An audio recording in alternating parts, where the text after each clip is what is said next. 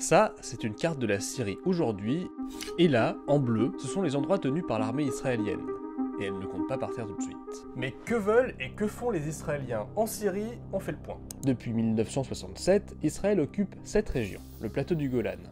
Et depuis la chute de Bachar el-Assad, le 8 décembre 2024, l'armée israélienne s'est avancée dans la zone dite de désengagement, une région démilitarisée et sous contrôle des forces des Nations Unies depuis 1974. On sait qu'elle y a installé au moins 7 bases fortifiées. Mais ce n'est pas tout. Depuis décembre, Israël mène de nombreux raids aériens sur des installations militaires et fin février, le Premier ministre israélien a demandé la démilitarisation complète du sud de la Syrie. לא נאפשר לכוחות של ארגון ה-HTS או לצבא סוריה החדש להיכנס לשטח מדרום לדמשק. Mais alors, pourquoi? En Syrie, Israël poursuit plusieurs objectifs. Établir une zone de sécurité élargie, bloquer la contrebande d'armes iraniennes vers le Liban et détruire les systèmes de défense stratégiques du pays. Bref, l'État hébreu veut garder une Syrie faible et contrer toute influence extérieure qui pourrait lui nuire, de l'Iran, parrain du régime déchu, mais aussi de la Turquie, proche du groupe HTS qui a pris le pouvoir.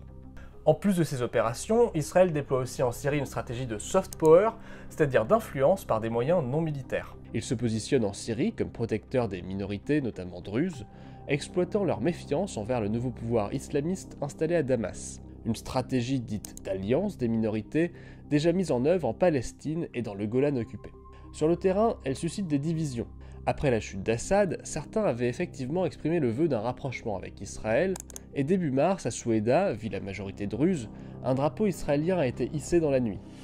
Mais de nombreux druzes s'opposent à toute ingérence, comme le soulignait notre journaliste Emmanuel Haddad dans ce reportage. Et cette stratégie israélienne suscite de nouvelles questions, car après des heurts entre groupes armés druzes et l'armée syrienne dans la ville de Jaramana, en périphérie de Damas, Israël a menacé d'y intervenir directement. Si le régime s'en prend en Druze, c'est nous qui lui ferons du mal, et nous prendrons toutes les mesures nécessaires pour maintenir leur sécurité. Au Caire, le 4 mars, le président syrien par intérim a finalement exhorté la communauté internationale à intervenir.